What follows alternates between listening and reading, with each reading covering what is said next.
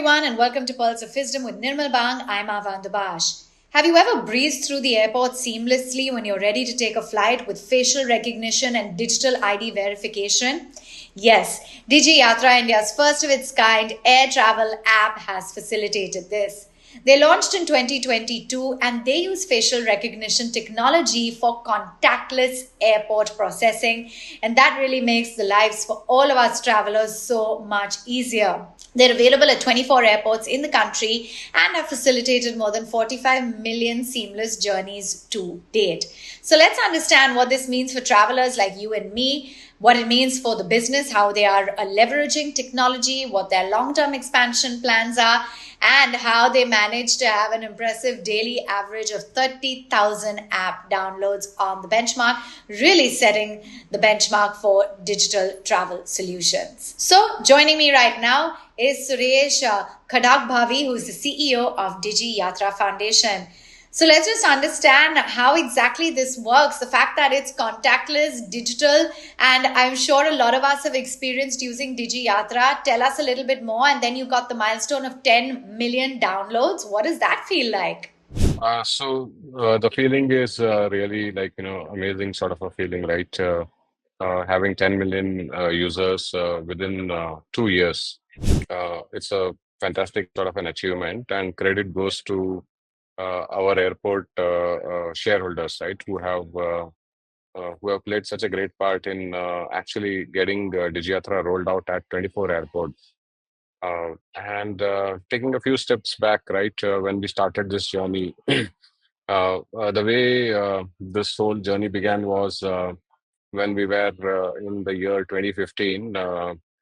And we were thinking of, I was working for an airport, and we were like thinking about a new terminal.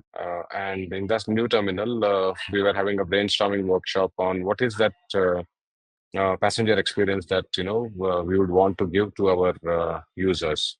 And everybody was asked to write a story of a passenger's journey through the new terminal. And here was my story, which basically wrote about a passenger going through all the touch points without anyone stopping him or her at any touch point for checking any identity document or travel document, etc. And then eventually passenger boarding the flights, in a completely seamless, hassle-free and walk in the park experience manner. So that's how the concept began. And then going forward, what we started to do was to see how this whole concept can be put into place.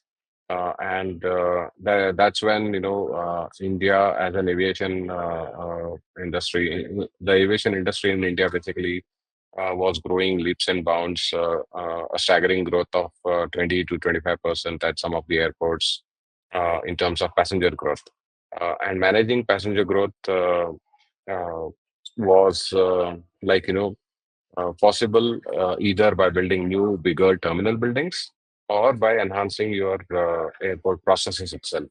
And this was one initiative which sort of helped in enhancing the efficiencies of airports. And while enhancing the efficiencies, it also sort of gave the ability to give a superlative passenger experience.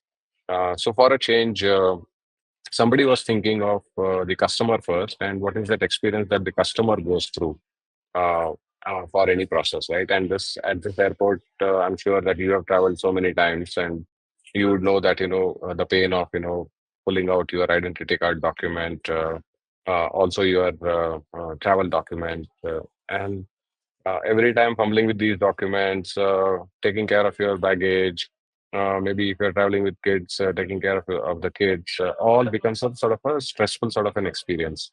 Vis-a-vis DigiYatra, right? I mean, with DigiYatra, you can just walk through all these touch points with ease. And I think that is the experience that we eventually built. We tested out a few prototypes, and then we got the ministry involved, Ministry of Civil Aviation, and so many regulatory bodies, right? We got them involved. The thing was that we got such superlative support from the ministry. They said that this should become the new standard for all airports across India, and all airports sort of came together. There was an organization structure which was formed with a steering committee, with a technical working committee, and the whole initiative being headed by the Secretary of Civil Aviation. So this is how the whole structure then came together, and then we started to work on how do we build these processes, how do we map these processes, record those processes in a document, and the DigiYatra policy got published in August 2018. And post that, we started the work to build the central identity management platform that we had planned initially. And when we were about to sort of give the PO to the selected vendor, pandemic hit us, and that actually sort of brought everything to a halt. Right, travel had come to a standstill, and we were looking at other ways, more efficient, less expensive sort of ways to enable travel in the same way. And that's when we changed our track from a central identity management platform to a completely decentralized ecosystem using verifiable credentials on a concept called a self-sovereign identity, which basically empowers passengers to take charge of their data. And it's a decentralized ecosystem. There is no central storage of any personally identifiable information. We ran a national startup challenge with the help of NITI Aayog and Atal Innovation Mission, and eventually got a few startups. One of the startups, we went ahead, built the whole ecosystem, and now, of course, rest is history, right? We started off with three airports, December 2022, and now in February 2025, we've got 24 airports. Four more airports are going to be launched very soon in the next couple of months, and then another 10 to 12 airports will get added in this year. Uh, so that's the, I would say, history and what we have achieved until now. So I understand that you facilitated more than 45 million seamless journeys to date. Give us a sense as to what exactly the daily average, downloads have been. How many travelers have downloaded this app, and what exactly your long-term goals are. Sure. Thanks. So 10 million is the user base that we have crossed recently. More than 45 million people have used DigiYatra until now in the last 2 years. And every day we get 25 to 30,000 new users on our app. Absolutely. And you also, support a lot of languages, 22, that you're going to look at by 2025. You're looking at an international pilot project. Tell us a little bit more about how foreign passengers with e-passports can really experience this very seamless ecosystem. Yeah, so this language thing is a very interesting thing, right? And our app is basically available today only in the English language, right? And many people are not very comfortable with English language itself, and they would want to communicate with the app in their own language. And this is something which I realized when I was watching one YouTube video from a DigiYatri who was a simpleton, and he was traveling, and a person was taking a video of his traveling through various touch points. And what he was saying was, चप्पल और गमछे में महाराजा की सवारी डिजी यात्रा के साथ. And that actually sort of triggered some thoughts in my mind saying that, why shouldn't we make our app easily accessible and break that barrier of language down and make it accessible to every common citizen? And it aligns very well with Prime Minister Shri Narendra Modi's vision of Ude Desh Ka Aam Nagrik, right? So that's something which is coming soon. We are working on it. Prototype testing is in progress. The other thing that we also want to do is going international, and to go to cater to an international audience. Today we have got only Aadhaar based enrollment, which is possible. Driving license is being tested as we speak. But then to have international citizens also enroll into the program, we would need an electronic passport based entry. So with electronic passports, which are ICAO, which is the International Civil Aviation Authority doc standard sort of a document, right? We have the ability to onboard passengers using electronic passports, which basically reads the first page of the passport through an OCR, and then finally also reads an NFC chip, which has got your face. And then the selfie comes in where the selfie face is matched with the passport face, and then a credential gets created using passports. So that's the international piece, which is again, prototype is being tested as we speak. And we want to enable international end-to-end seamless travel going forward. So tell us a little bit more about the role of DigiYatra in the Indian travel ecosystem, how you're looking at facial recognition and digital ID verification really enhancing passenger experience. So if you would have experienced it already, right? Which is from the conventional manual process of showing or pulling out your identity card, pulling out your travel document, showing it to somebody at the airport entry gate, and then that person looking at various parameters within these documents, right? Which is the name on the identity card, name on the ticket. He or she matches that, and then eventually the date of the travel, the flight from to, all these aspects are checked manually today with non-Digi process. We have completely digitized this whole process using the Aadhaar-based enrollment where identity credential gets created and identity gets validated. And the boarding pass actually also gets validated at the airport itself to check whether it's a bona fide boarding pass or not. So everything getting digital. The experience is much more seamless. The time that is taken is lesser. So at an airport entry gate, from a 15 to 20 seconds with a manual process, you would see that, with the DigiYatra process, it's just a 5-second walkthrough. And of course, the hassle of managing and fumbling with those documents and all that completely goes away with DigiYatra.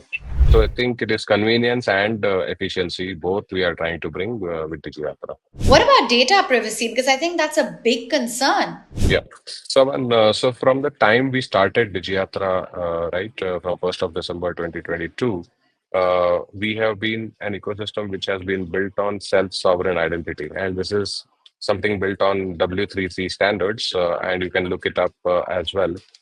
So these are decentralized ecosystems which enable or empower the citizens who actually own their data, right? Their personally identifiable information completely comes into their charge, meaning that the app creates the credentials and stores it in the same app itself, meaning that each and every DigiYatri's credentials are stored within the DigiYatra app in their own phone in a secure wallet, and there is no central storage of any of these personally identifiable information. So basically, that takes care of many things, right? Which is, if there was a central storage, then there would be a risk of data loss, theft, leakage, pilferage, etc. But since there is no central storage, we do not store any personally identifiable information. There is no data to be hacked or no data that can be lost or stolen or leaked. So from that perspective, it's a completely privacy by design ecosystem and a privacy preserving ecosystem. And you clearly seem to be at the forefront of AI and ML and technology. How are you leveraging it? So the way AI works in DigiYatra is basically when the credential gets created, right? So there is a face match which happens. So there is a reference face from Aadhaar, and going forward, it will also come from electronic passport. So the reference face gets matched with the actual person's selfie image. So AI gets used in matching the face and also in liveness detection. So whether it is a live person who's taking the selfie, or whether it is a display, a tablet or something like that, right? In these two aspects we use AI. So, how does it work in terms of generating revenue? Is it tech investments, partnerships, the government? Yeah. So our whole initiative, this is an industry-led initiative, and the aviation industry basically funds this whole initiative. So all the airports who subscribe to DigiYatra service pay a fee, and as a thumb rule, it is based on the number of departing packs that travel through the airport. Right. And you got ambitious plans for the year ahead. You want to support lots of languages. You want to ensure that every traveler can, travel seamlessly. So, tell us about your long term plans. So the future for DigiYatra, if you look at verifiable credentials, right, it's a powerful credential which is there on your phone. And there can be umpteen number of possibilities, right? And you must have read in the newspaper there is something which ministry wants to take up, not our ministry, but education ministry, for example, uh, for exams, right? It is called Digi Pariksha or something, meaning that credentials have a powerful use case in identity validation at, say, a hotel, any place where your identity needs to be established and validated.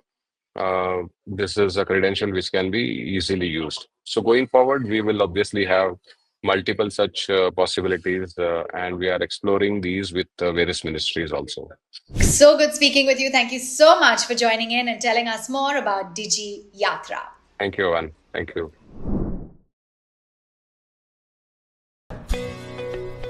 Subscribe to our YouTube channel and click on the bell icon to never miss an update from Nirmal Bang.